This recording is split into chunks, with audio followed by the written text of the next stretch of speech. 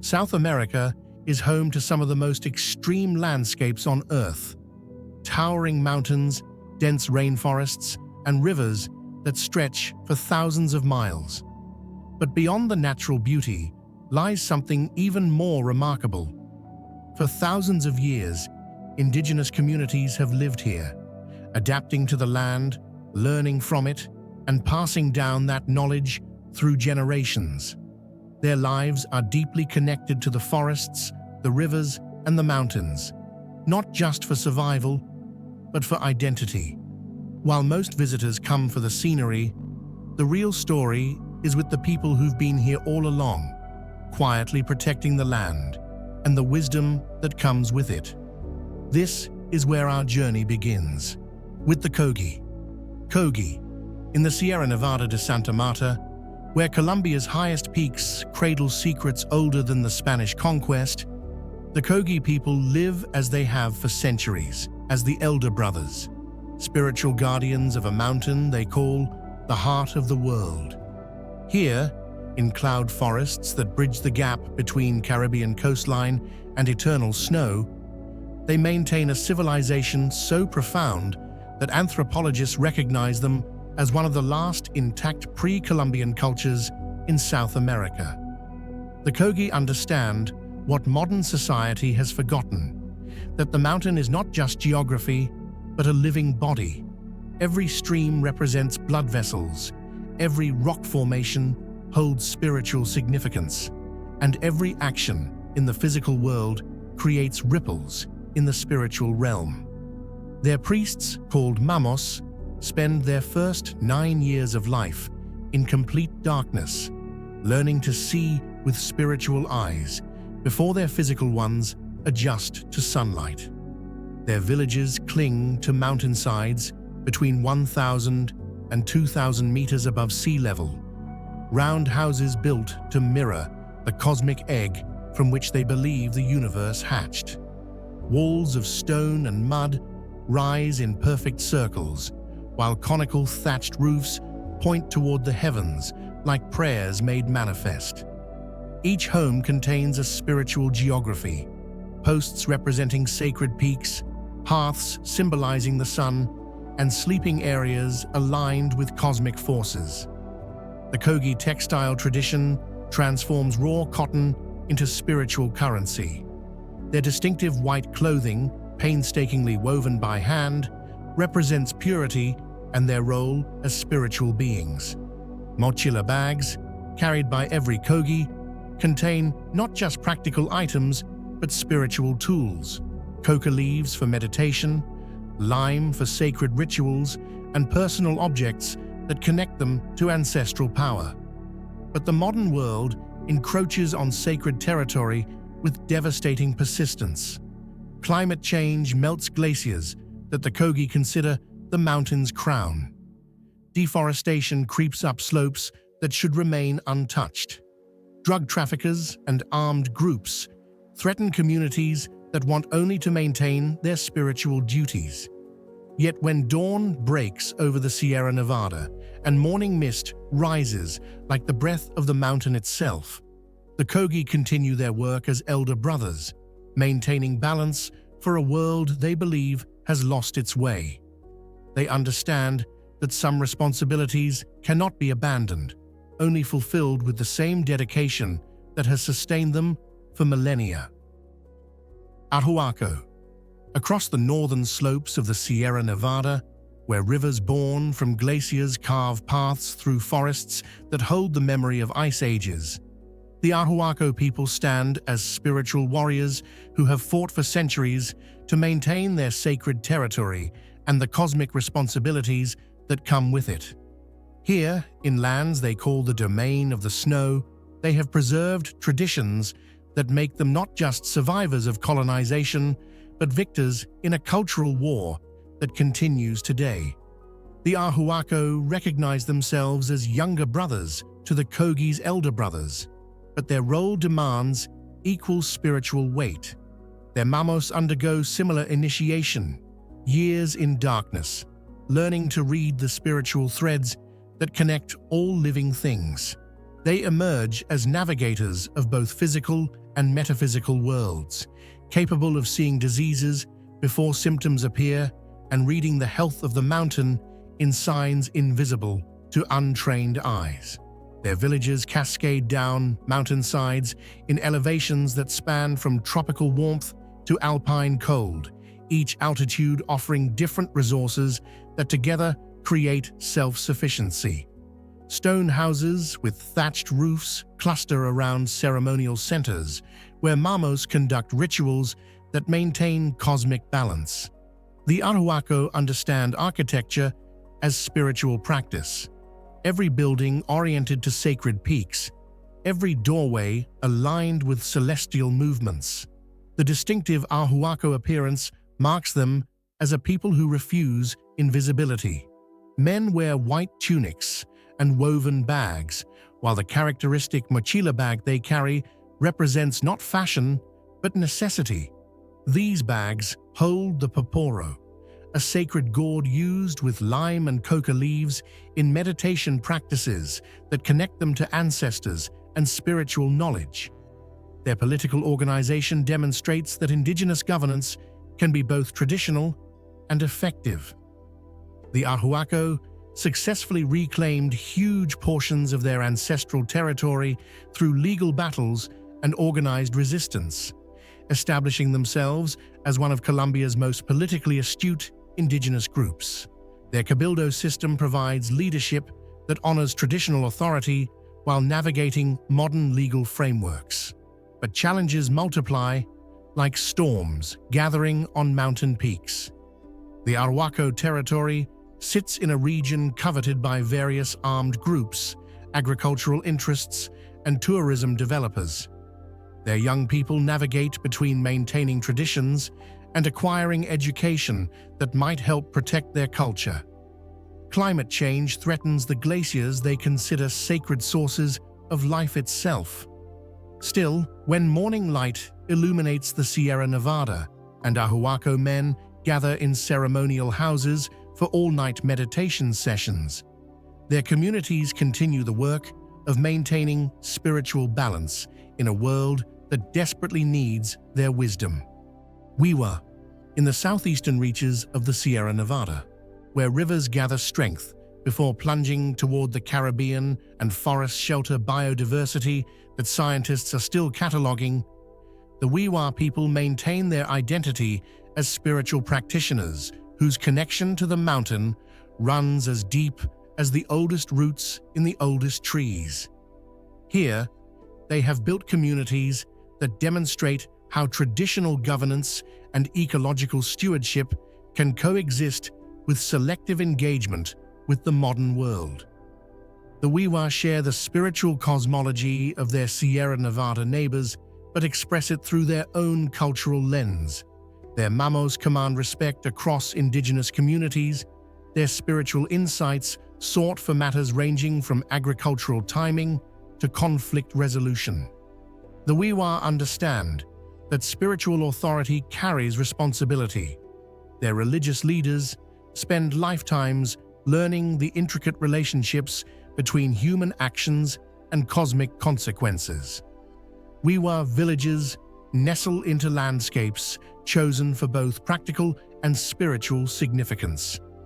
Their traditional homes, built from natural materials gathered with prayers and proper rituals, create communities that appear to grow organically from the mountainside. Palm-thatched roofs shed tropical downpours while maintaining the cool interior temperatures essential for comfort in humid mountain climates. The Wiwa relationship with the land demonstrates sophisticated ecological knowledge. They practice rotational agriculture that prevents soil depletion, maintains sacred sites where hunting is forbidden to preserve wildlife populations, and recognize that forests provide services more valuable than the timber they contain. Their land management practices create biodiversity hotspots that scientists now recognize as models for conservation. Their textile work transforms natural fibers into cultural statements. Wiwa women weave intricate patterns that carry both aesthetic beauty and symbolic meaning. their fabrics telling stories of cosmological understanding and cultural pride. The mochila bags they create have become recognized symbols of Sierra Nevada indigenous culture, each bag representing weeks of careful work. But the Wiwa face pressures that threaten to unravel traditions maintained across countless generations. Their territory borders regions controlled by various armed groups, forcing communities to navigate dangerous political landscapes. Economic pressures push young people towards cities where traditional knowledge seems irrelevant. Environmental degradation threatens the watersheds they consider sacred responsibilities. Yet when darkness falls over the Sierra Nevada and Wiwa Mamos gather in ceremonial houses to conduct the spiritual work that maintains cosmic balance, their communities continue demonstrating that some traditions carry wisdom the modern world has yet to comprehend. Wayuu. Across the arid expanse of La Guajira Peninsula, where desert meets Caribbean, in landscapes so harsh they seem designed to test human endurance. The Wayuu people have built South America's largest indigenous nation on foundations of kinship, weaving, and the unbreakable will to remain free. Here, under skies that stretch from horizon to horizon and heat that turns earth to dust, they have created a culture so resilient that neither Spanish colonization nor modern nation-states have managed to fully contain their independence. The Wayuu understand survival in environments where water becomes more precious than gold and shade represents luxury. Their rancherias scatter across desert landscapes, extended family compounds where traditional houses built from Yotajoro cactus and mud provide shelter that works with climate rather than fighting it. Each rancheria operates as semi-autonomous unit within clan networks that span the peninsula in webs of kinship that define Wayuu identity more than national borders ever could. The Wayuu weaving tradition produces some of the world's most recognizable indigenous textiles. Their mochilas, colorful bags featuring intricate geometric patterns, represent not just craft, but cultural encyclopedia. Every design tells stories, represents clans, or symbolizes natural phenomena. Women learn weaving as essential education, their skill with thread and pattern considered as important as any modern curriculum. These textiles have become economic lifelines, providing income that allows families to maintain traditional lifestyles while engaging with market economies.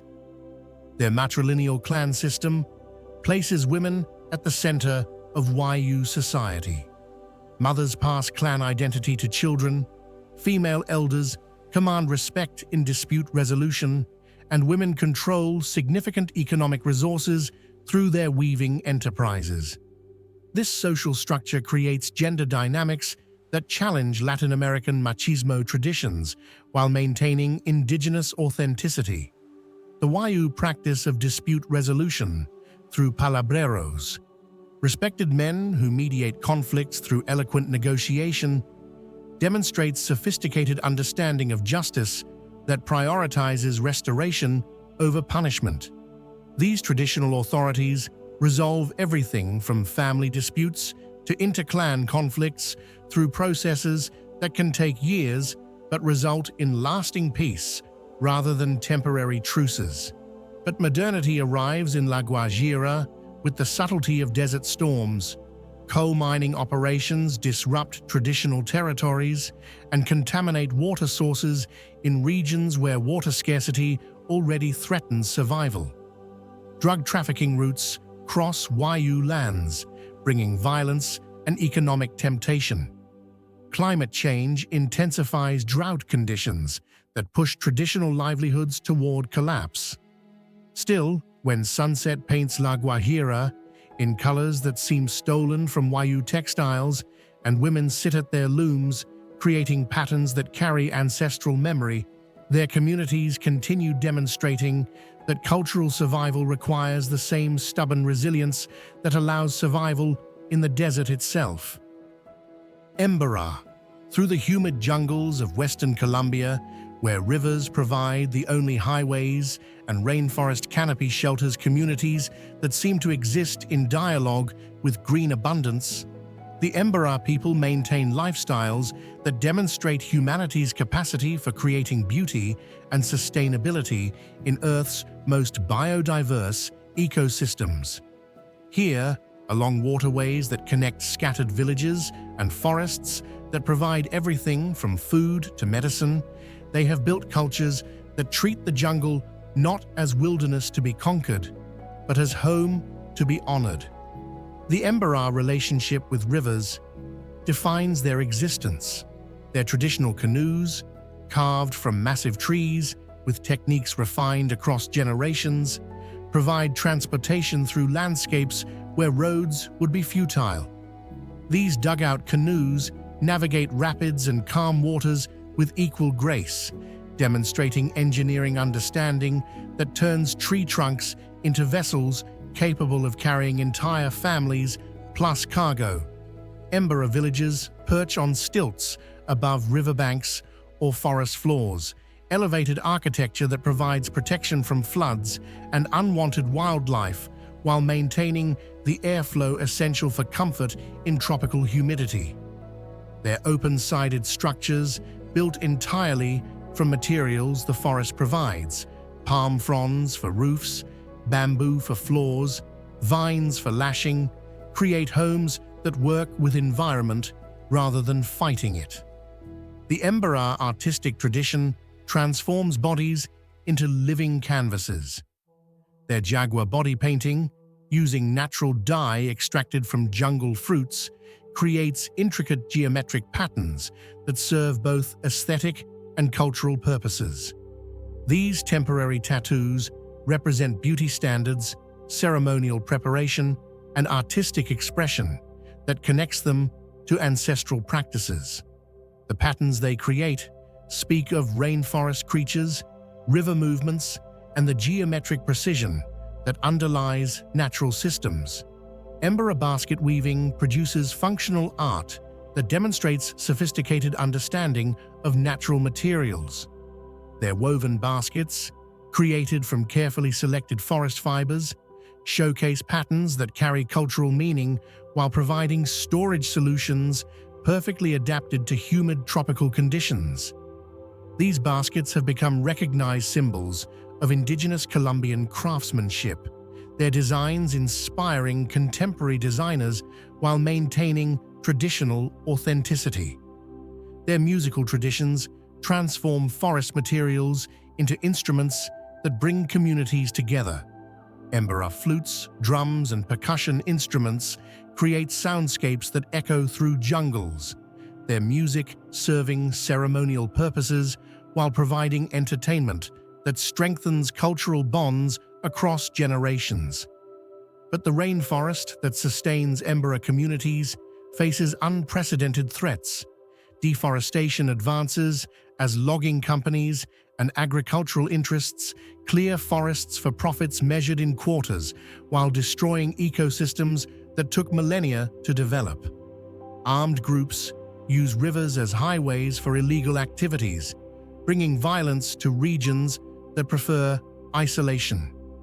Climate change disrupts the seasonal patterns that guide agricultural timing and hunting practices. Yet when morning mist rises from rivers and forest sounds, create symphony more complex than any human composition.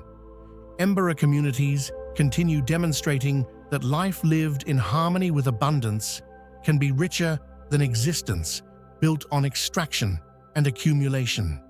Inga, in the verdant valleys of Putumayo and the cloud forests where Andes meet Amazon, where ancient trade routes connect highlands to lowlands and communities bridge cultural worlds. The Inga people maintain traditions that demonstrate how indigenous identity can survive colonization's most aggressive attempts at cultural erasure. Here, descendants of Incan expansion, who established colonies in what would become Colombia, they have created syncretic culture that honors both ancestral heritage and hard-won survival strategies. The Inga agricultural practices demonstrate sophisticated understanding of mountain ecology. Their traditional gardens, called chagras, create polyculture systems where dozens of plant species grow in relationships that mimic forest ecosystems. Yucca, plantains, medicinal plants, and fruit trees grow in arrangements that provide food security while maintaining soil health and biodiversity that monoculture agriculture destroys. Their spiritual practices blend indigenous cosmology with Catholic elements in ways that neither fully indigenous nor fully Western observers can easily categorize. Inga Taitas, traditional healers who work with ayahuasca and other sacred plants, maintain healing practices that attract both indigenous clients and seekers from around the world. These ceremonies demonstrate knowledge of consciousness and healing that Western medicine is only beginning to investigate. The Inga language, a variant of Quechua that carried south from Incan territories, survives as daily communication in communities committed to linguistic preservation. Their children grow up bilingual, speaking Spanish for engagement with broader Colombian society while maintaining Inga for cultural identity and access to traditional knowledge that cannot be fully translated into colonial languages. Inga communities have demonstrated remarkable adaptability in navigating Colombia's complex political landscape. They maintain traditional governance structures while participating in national indigenous movements. Their leaders skilled at operating in both traditional and modern political contexts. This flexibility has allowed them to secure territorial rights and political recognition while maintaining cultural authenticity. Their textile tradition produces distinctive clothing that marks Inga identity in regional contexts where indigenous people face pressure to assimilate. Women wear brightly colored skirts and shawls that combine traditional patterns with practical considerations, their clothing serving as both cultural statement and daily wear adapted to mountain climates. Kamentsa, in the high Sibundoy Valley, where morning frost gives way to afternoon warmth, and mountains cradle communities that have maintained distinct identity through centuries of isolation and pressure. The Kamentsa people preserve traditions that make them one of Colombia's smallest but most culturally resilient indigenous groups. Here, in highlands that served as natural fortress against both Incan expansion and Spanish conquest, they have built culture that honors both fierce independence and the wisdom of selective engagement with outside forces. The Kamentsa Carnival, celebrated each February, transforms their valley into an explosion of color, music, and cultural pride that draws visitors from across Colombia. Their distinctive masks, carved from wood and decorated with vibrant paint, represent spirits, animals, and cultural archetypes. The Matachines dancers move through streets in performances that blend indigenous traditions with Catholic calendar, their elaborate costumes representing artistic achievement that requires months of preparation. Their traditional medicine practices maintain knowledge of highland plants that possess healing properties only beginning to interest pharmaceutical researchers. Kamentsa Taitas work with patients using diagnostic techniques that combine physical examination with spiritual insight. Their treatments utilizing plant preparations whose complexity demonstrates generations of empirical experimentation. The Kamentsa language, unrelated to neighboring indigenous languages, represents linguistic isolation that fascinates researchers while serving as daily communication for communities committed to preservation. Their children learn this unique tongue alongside Spanish, maintaining access to cultural knowledge encoded in vocabulary that reflects highland ecology and traditional practices. Their agricultural systems adapt traditional Andean techniques to the specific conditions of the Sibundoy Valley. Kamentsa farmers cultivate potato varieties, corn, and other highland crops using methods that prevent erosion and maintain soil fertility without chemical inputs. Their farming practices create productive landscapes that also preserve the aesthetic beauty visitors associate with indigenous territories. Kamentsa governance structures maintain traditional authority while engaging with Colombian state institutions. Their cabildo system provides leadership that honors customary law while navigating modern legal frameworks, demonstrating that indigenous political systems can be both traditional and effective in contemporary contexts. Misak Guambiano. Across the high moorlands of Cauca, where temperatures plunge at night and days bring sunshine intense enough to burn unprotected skin, the Misak people, also known as Guambiano, maintain their identity as children of water, communities whose cosmology centers on the sacred relationship between people and the crystalline streams that birth from Paramo wetlands. Here, at elevations where most agriculture becomes impossible, they have created livelihoods that demonstrate remarkable adaptation to harsh environmental conditions. The distinctive Misak appearance makes them immediately recognizable throughout Colombia.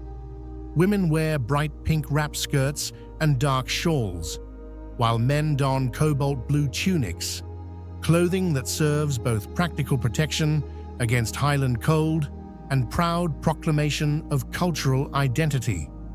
Their traditional dress represents political statement in regions where indigenous people have faced pressure to abandon visible markers of ethnicity. The Misak relationship with Paramo ecosystems demonstrates sophisticated ecological understanding. These high-elevation wetlands provide water for millions of Colombians downstream, their sponge-like soils capturing and slowly releasing moisture that feeds rivers throughout the year.